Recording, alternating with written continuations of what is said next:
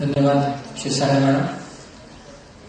मला खात्री आहे तुम्हाला सगळ्यांना मॅडमचा मार्गदर्शन नक्कीच आवडलेलं असणार आहे. यानंतर आता डॉक्टर यशश्री कर्वे मॅडमचं व्याख्यान होणार आहे हिंदी या विषयाच्या तयारी संदर्भात. त्या इथे आलेले आहेत. मी रानडे सरांना अशी विनंती करतो की कृपया त्यांनी कर्वे मॅडमचा सत्कार करावा.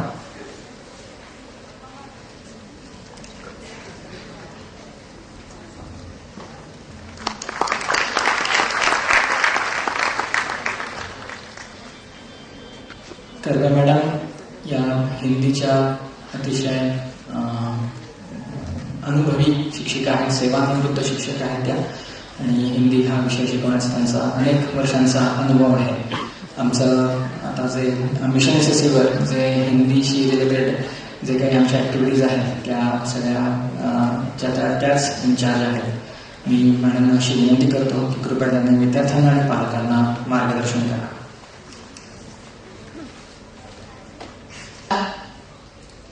मेरे छोटे दोस्त और उनके साथ आए हुए उनके पेरेंट्स, क्योंकि मैं मानती हूँ कि यहाँ पर हर एक विद्यार्थी के साथ एक उनके पेरेंट्स भी हैं, और यह व्याख्यान उन दोनों के लिए है.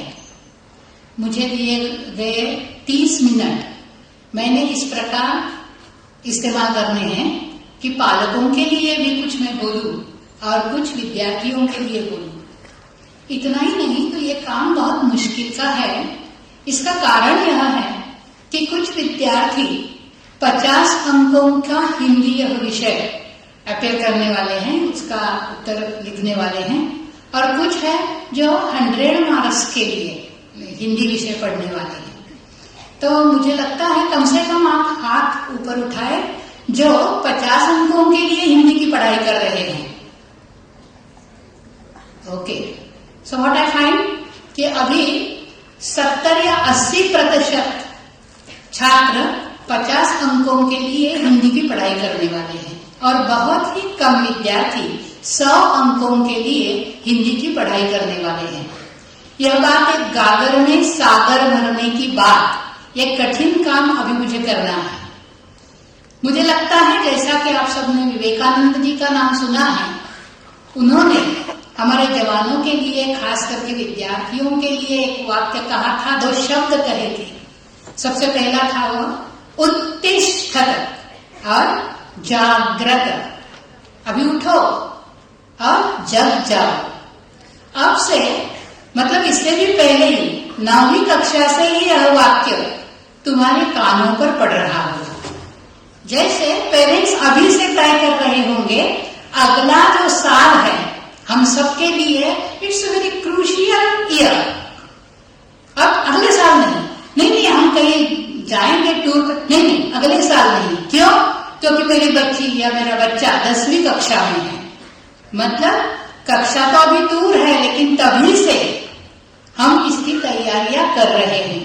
आप सभी छात्र बड़े ही सौभाग्यशाली है कि आप उस कक्षा की पढ़ाई से पहले ही ये सभी टिप्स इकट्ठा कर रहे हैं. अब मैं मानती हूं कि अंग्रेजी के लिए जो टिप्स आपको मिली है, खास करके लेखन के लिए, मतलब निबंध के बारे में, पत्र के बारे में, उनको मैं दोहराऊंगी नहीं, क्योंकि इसके बाद मराठी के लिए भी वैसी ही सूचनाएं आप पाएंगे जो अभी अंग्रेजी में दी गई थी. और अभी मैंने वो सुना है, इसलिए मैं भली भांति यह बता सकती हूँ कि उसको दोहराने में मैं अपना समय नहीं गवाऊंगी. मैं आपके सामने हिंदी के लिए, खास करके हिंदी की पढ़ाई के लिए आप क्या करें, इसको किस प्रकार अपनी सारणी बनाकर, टाइम टेबल बनाकर कैसे उसको अच्छी तरह से मैनेज करें. यह आज के युग का शब्द है, to manage. You are going to manage everything. ये कैसे मैनेज करते हैं, अच्छा हुआ है या नहीं है, इसकी तरफ कोई ध्यान नहीं देता, लेकिन मैनेज हो जाता है. वैसे हमें मैनेज क्या करना है, केवल समय हम मैनेज कर सकते हैं, लेकिन किसी की समझ ना समझ, किसी की इच्छा, इसको हम मैनेज नहीं कर पाते. और इसलिए विवेकानंद जी के जो 2 शब्द है उत्तिष्ठत और जागृत।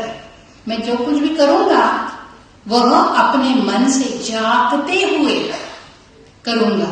और उठना तो पड़ता है, कम से कम चलने के लिए सबसे पहले उठना पड़ता है, इसलिए उत्तिष्ठत। ये 2 शब्द लेकर हम पढ़ाई शुरू करेंगे।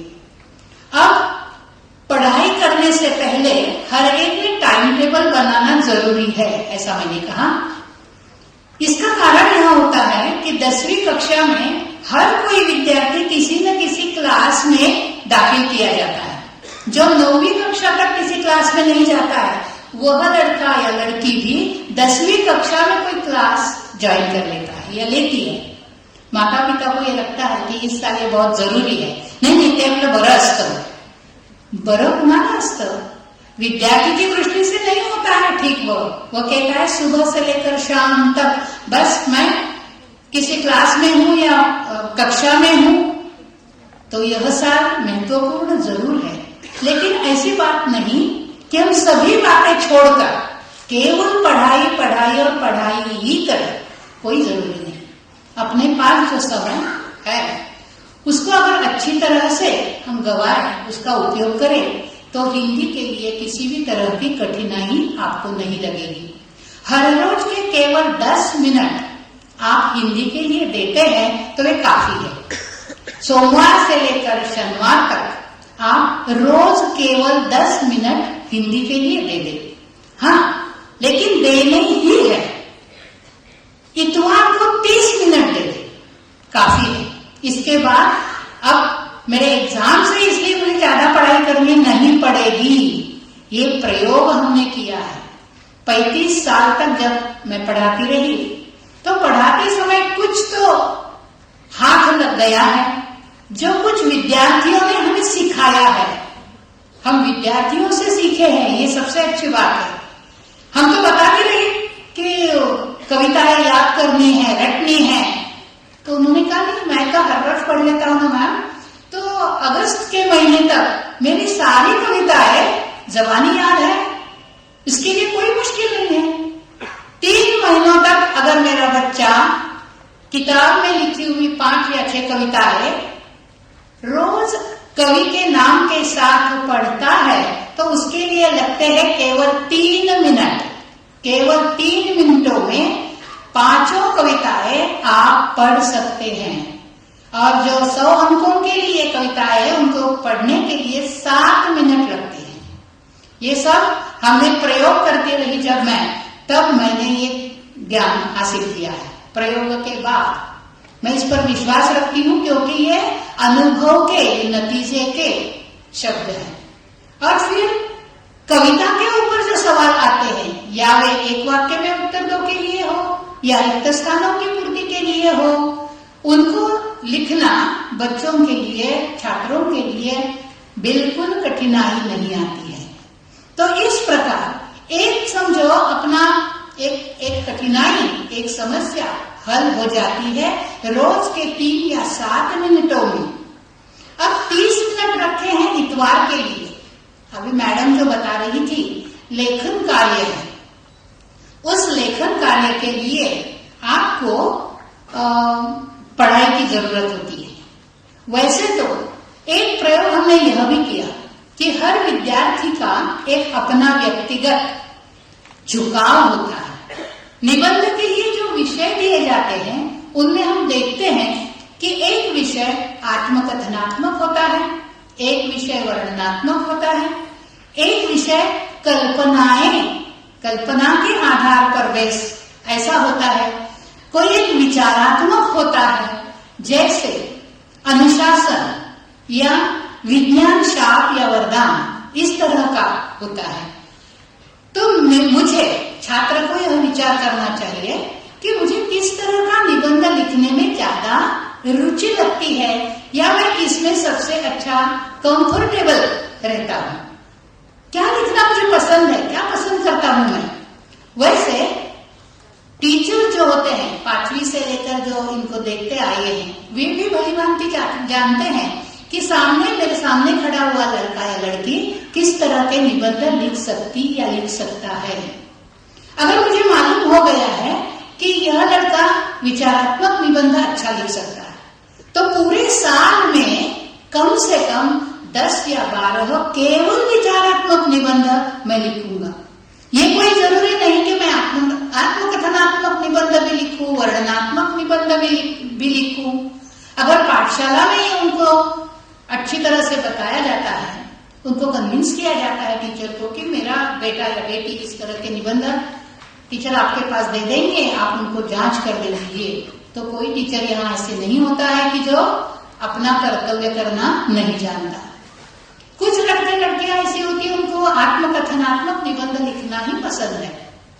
और आज तक के जो जितने प्रश्न पत्र आप देखते हैं, उनमें से आप चुन सकते हैं और उतने निबंध तैयार करने के बाद चाहे इन 12 के बाद 13वां विषय भी क्यों न आए, हमारा बेटा या बेटी वह निबंध अच्छी तरह से लिख सकता है।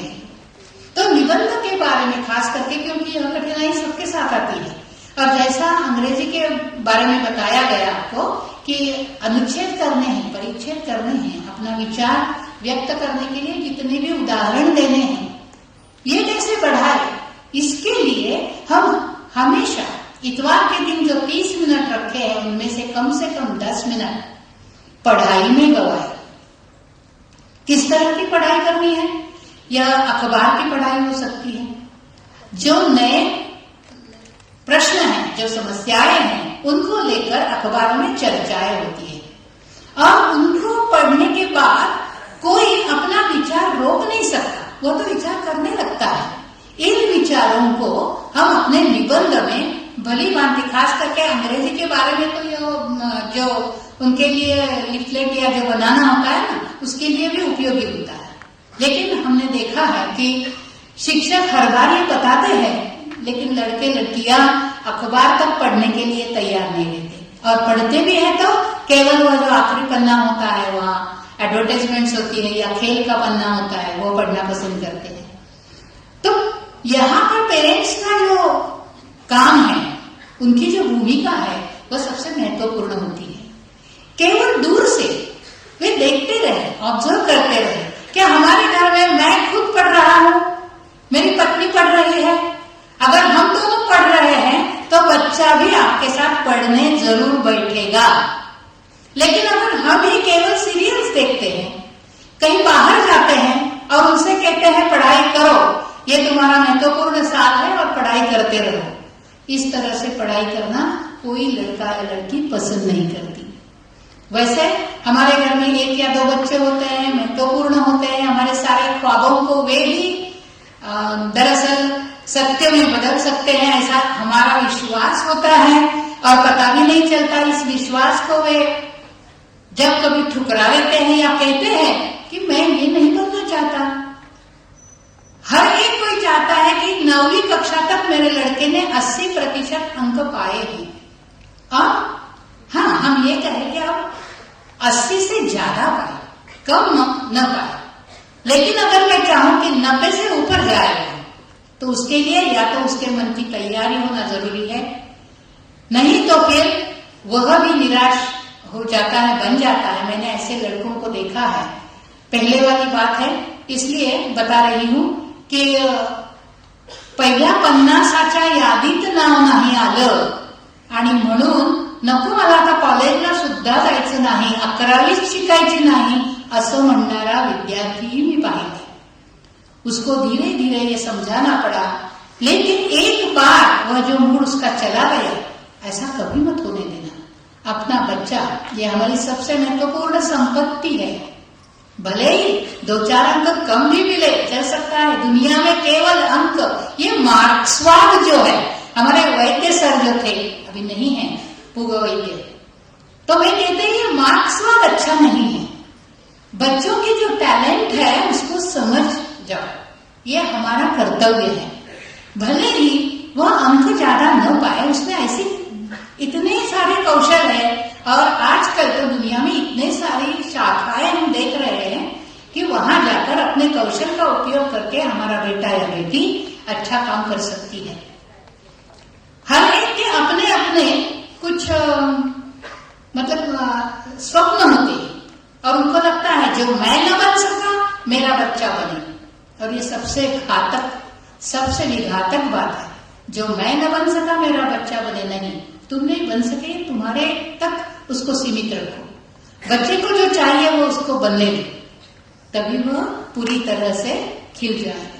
यह मैंने इसलिए बताया क्योंकि आजकल हद से बढ़कर पेरेंट्स पेरेंटिंग कर रहे हैं, उनकी तरफ ध्यान दे रहे हैं, और ये अच्छा नहीं है। स्पर्धा जरूर चाहिए, हर एक विद्यार्थी को स्पर्धा करनी चाहिए।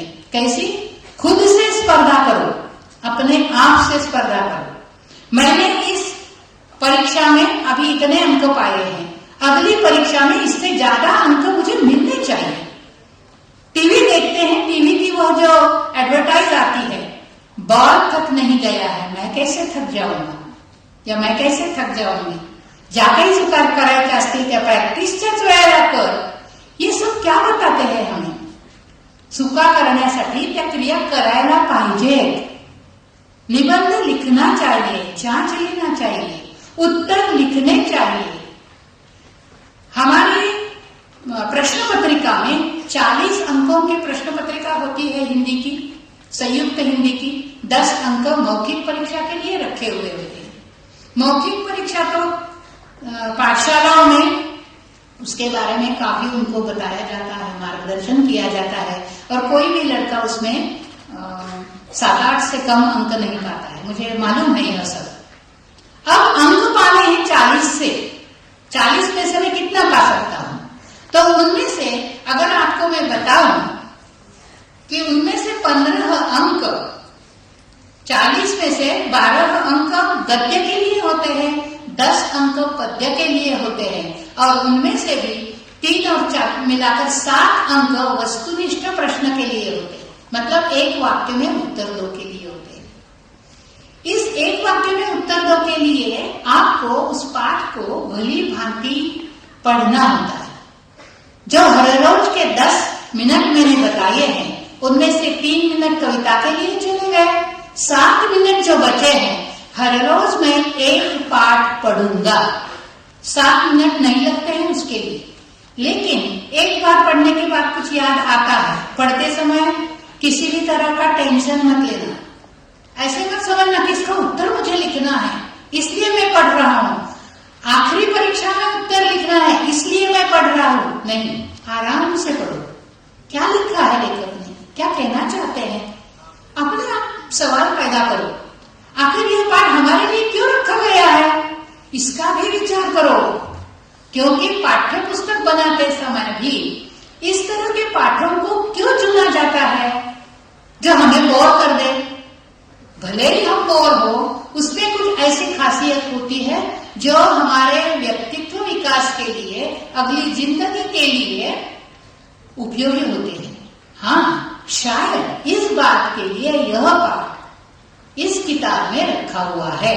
जब यह मुझे मालूम हो जाएगा, जब विद्यार्थी यह जान जाएगा, तो वह यह नहीं कहेगा कि यह बोरिंग टास्क है, वह आनंद में और उसके मजे ले लेगा। और इसलिए मैं कहती हूं, जब कभी आपको पढ़ाई करनी है, सबसे पहले मन से तैयार होना चाहिए। केवल मैंने टाइम टेबल बना लिया है इसलिए मैं पढ़ रहा हूं, नहीं, इसकी तो आदत हो जाएगी।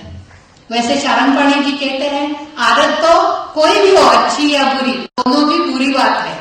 आदत नहीं डालनी चाहिए किसी तरह से, क्योंकि आदत डालना इटसेल्फ इज अ घातक थिंग। क्यों? क्योंकि अगर मैं वो नहीं करता हूं तो मैं बेचैन हो जाता हूं, ये भी ठीक नहीं है। एक आध दिन मैंने कविताएं नहीं याद की, नहीं पढ़ी, कोई बात नहीं, लेकिन लगातार 1 हफ्ते तक मैं यही करता रहा तो मुझे वह दूसरी आदत पड़ गई, न पढ़ने की। इसलिए हम कहते हैं कि आदत डालना बुरी बात है, लेकिन मन से दिल अगर करे तो बड़ी अच्छी बात है।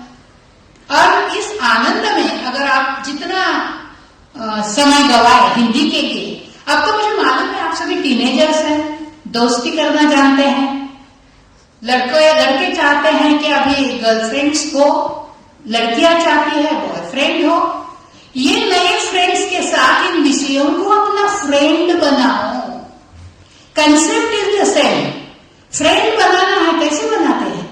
बार बार मिल लेते हैं, उनकी छोटी छोटी बातें तक याद रखते हैं, इसको क्या अच्छा लगता है, उसको क्या अच्छा लगता है, मतलब पाठ पढ़ाने वाले लेखक को क्या लगता है, जान लो, समझ लो. मराठीत त्याला आपण प्रेमात पढ़णं म्हणतो, ते या विषयांच्या प्रेमात पढ़ा. ये तुम्हारा हक है. हर विषय के साथ दोस्ती करो, नहीं बढ़ाओ.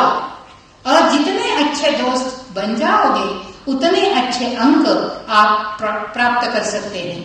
वैसे वस्तुनिष्ठ प्रश्नों के लिए 15 अंक 40 में से, ध्यान में रखिए, 40 में से 15 अंक आप केवल किताब के साथ दोस्ती करने से पा सकते हैं. जितने ज्यादा आप उसको पढ़ेंगे उतने आप उससे दोस्ती कर सकोगे. और जब अनायासी वह शब्द रिक्त स्थान का हो या एक वाक्य में उत्तर दो का हो, आप अनायासी लिख सकेंगे. फिर जो लघुत्तरीय प्रश्न है उनके लिए भी 15 अंक है, पद्य के लिए और गद्य के लिए मिलाकर. अब ध्यान में रखिए, पद्य का उत्तर लिखते समय कुछ कठिनाइयां जरूर आती हैं. गद्य के लिए वहां पर सब कुछ लिखा हुआ होता है, लेकिन पद्य में बहुत ही कम शब्दों में कवि इतना सारा हमें बताता है. भले ही कभी कभार ऐसा भी हो जाता है, कवि बताना चाहते हैं कुछ और पढ़ने के बाद हमें लगता है कुछ और. लगने दो, जो कुछ भी तुम्हें लगता है वो पहले लिखो, अपने टीचर को दिखाओ. अगर वे समझ पाते हैं तो भली बात उसको लिखो, क्योंकि हम परीक्षकों का ये काम है कि हमने ये सब पढ़ना है. जो कुछ भी आपने लिखा है उसके लिए कोई एक मॉडल आंसर जरूर दिया हुआ होता है, लेकिन उसका मतलब ये नहीं होता कि जैसा मॉडल आंसर पेपर है वैसा ही आपका उत्तर हो, ऐसा नहीं होता है. क्योंकि भाषा में खास करके हर एक का उत्तर कुछ इधर उधर हो तो ये उसके मन की बात है. और भाषा यह केवल माध्यम है, साधन है. यह जांचने वाला समझ सकता है, समझना चाहिए. पता नहीं कितना कैसे होता है, लेकिन क्योंकि कभी कभार ऐसा होता है कि किसी एक पाठशाला के सारे लड़के या लड़कियां इस तरह की कंप्लेंट लेकर आते हैं कि हमने जो अंक आज तक पाए उससे बहुत ही कम अंक हमें मिले हैं. शायद ऐसा हो सकता है, क्योंकि भाषा के लिए, समझो निबंध के लिए कितने अंक देने हैं, 6 में से, क्योंकि 6 अंक होते हैं 40 अंकों में से. तो मैंने अगर मैं तय करके बैठी हूं जांचने के लिए कि बस 5 से ज्यादा नहीं दूंगी, 6 से 6 अंक में किसी को नहीं दूंगी. और वो भी किस लिए कि उसकी शुद्धता की ओर मैंने देखा, उन मद्दों को किस प्रकार उसमें रखना है, उसका जो क्रम है वह अच्छा नहीं लगा. कुछ भी कारण हम बता सकते हैं. जैसे कि बाजार में कई तरह की वस्तुएं हैं, कई तरह के साबुन है, समझो मैं ये इस्तेमाल करती हूँ, कोई ये इस्तेमाल करता है. क्यों? आखिर मेरी पसंद है. वैसे ही परीक्षक भी आखिर ह्यूमन बीइंग है, वो भी कुछ अलग से सोचता है, अलग से पढ़ता है. तो इसलिए उसकी एक धारणा होती है कि निबंध के लिए पूरे अंक नहीं दूंगा या नहीं दूंगी, या पत्र के लिए 4 के 4 अंक में नहीं दे दूंगा. एक ही बात पत्र के बारे में अंग्रेजी में और हिंदी में अलग होती है, और वह है जो दिनांक, डेट के बारे में. अंग्रेजी में तो अगर लिखना है 22 मार्च, तो यहाँ मार्च शब्द हिंदी में लिखा जाता है, शब्द लिखा जाता है. वहां पर 22 बाद में 3 और 2012, अब 13 होगा आपके लिए, ऐसा नहीं लिखा जाता. तो 22 के बाद मार्च यह शब्द लिखा जाता है. यह ध्यान में रखना है. वैसे आपको पाठशाला में यह बार बार बताया जाएगा. व्याकरण की सभी बातें 9वीं कक्षा तक आपको पढ़ाई गई है. सभी स्कूलों में, सभी विद्यालयों में ऐसा ही होता है. उसमें काल परिवर्तन, अव्यय और मुहावरे 3 बातें होती है. 8 अंक होते हैं इसके लिए. 4 होते हैं, 3 होते हैं मुहावरों के लिए, नहीं 4 होते हैं मुहावरों के लिए, 2 होते हैं काल परिवर्तन के लिए और 2 होते हैं अव्यय के लिए. जो मैंने बताया कि इतवार के दिन आपको 30 मिनट काम करना है. उस काम में या तो निबंध का लेखन, पत्र का लेखन, या फिर व्याकरण के मुहावरों के वाक्य में प्रयोग. काल परिवर्तन या अव्यय वह भी हमने 9वीं कक्षा तक पूरा किया हुआ. इसलिए उसके ज्यादा से से ज्यादा हर अव्यय का वाक्य मेरे पास होगा। या कभी कभार ऐसा भी हम देख सकते हैं कि कई एक वाक्य 2-2, 3-3 मुहावरों के लिए भी हम इस्तेमाल कर सकते हैं। मुहावरों का वाक्य में प्रयोग करना, इसके लिए हर एक ने अपना अपना एक क्षेत्र चुनना चाहिए। जैसे किसी को खेलकूद अच्छा लगता है, किसी को सिनेमा अच्छा लगता है, किसी को कहानियां अच्छी लगती है, तो मुझे मुहावरे का वाक्य में प्रयोग करना है 4 चांद लगाना। अब 4 चांद लगाते समय अगर मैं खेलकूद पसंद करता हूं तो मैं सचिन का उदाहरण देकर करूंगा कि सचिन तेंदुलकर ने महाशतक बनाकर अपने क्रिकेट इतिहास में 4 चांद लगा दिए, क्योंकि मैं खेल पसंद करता हूं। अगर मैं फिल्म पसंद करता हूं तो फिर आमिर खान आपके साथ है, आमिर खान की फिल्म है, उसको लेकर 3 इडियट्स को देखकर मुझे ऐसा लगा कि आमिर खान की पूरी जिंदगी में उसने फिल्मी दुनिया में 4 चांद लगा दिए, ऐसा बता सकते हैं।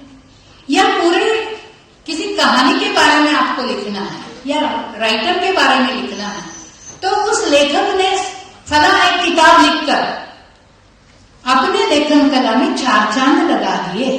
प्रेमचंद की कहानियां पढ़कर प्रेरणा लेते हुए मुझे ऐसा लगा कि मैंने अपने विचारों में 4 चांद लगा दिए। वैसे प्रेमचंद पढ़ना बहुत मुश्किल की बात है, लेकिन उदाहरण के लिए मैंने यहाँ नाम ले लिया।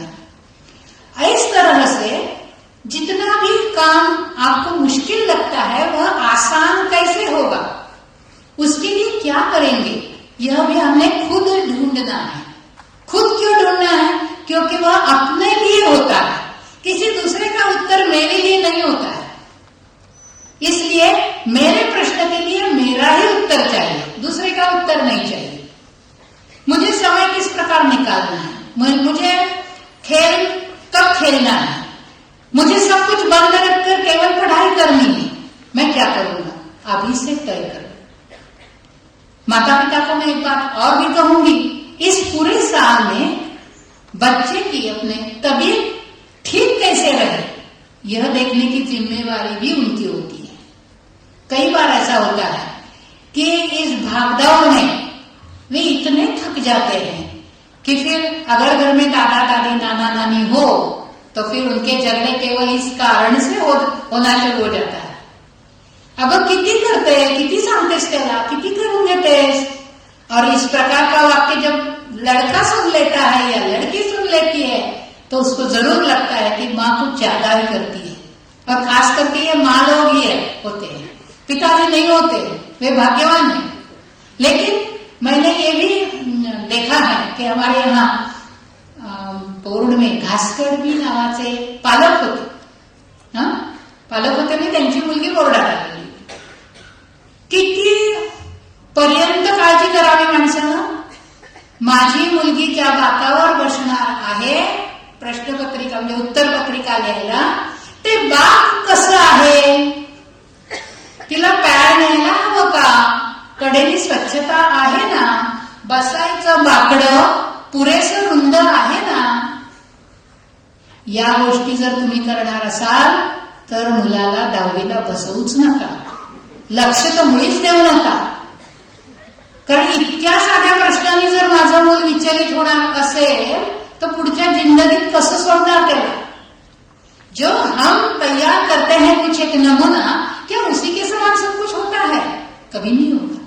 हमारे यहाँ भी स्कूलों में जब लड़कियां आती उत्तर पत्रिका लिखने के लिए, ऊपर से उनको हाथ करके हाँ सब कुछ ठीक ठाक है, क्योंकि उनके लिए तो मनाही थी ना ऊपर आकर देखना। हमने तय कर दिया कि कोई भी माता पिता ऊपर आकर नहीं देख सकते हैं कि उसके बैठक मतलब बैठने की जगह कैसी है, बेंच कैसा है।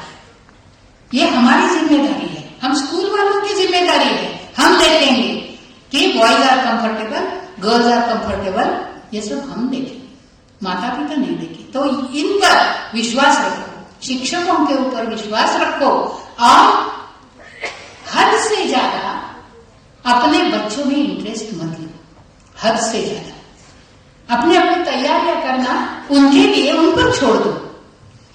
अब एक अंतिम बात है कि आप वस्तुनिष्ठ प्रश्न में व्याकरण में 100% मार्क्स प्राप्त कर सकते हैं, 100%, और वे 15 अंक है 40 में से। तो व्याकरण के और एक वाक्य में उत्तर दो, इसके लिए आप सबसे पहले मतलब अगस्त सितंबर तक तैयार हो सकते हैं। इसके बाद एक ही वाक्य बताकर मैं अपना भाषण पूरा करूंगी, और वह है जो आजकल आप सभी लड़के जानते हैं, लड़कियां जानती हैं, स्टीव जॉब्स। उसने क्या कहा है मालूम है कि भाई हम लोगों को मतलब बच्चों को खास करके be foolish and be hungry, अतृप्त रहो। जितना भी मुझे पाना है, अभी 40 में से मुझे 35 ही मिले टीचर, ठीक नहीं, और 5 पाने हैं।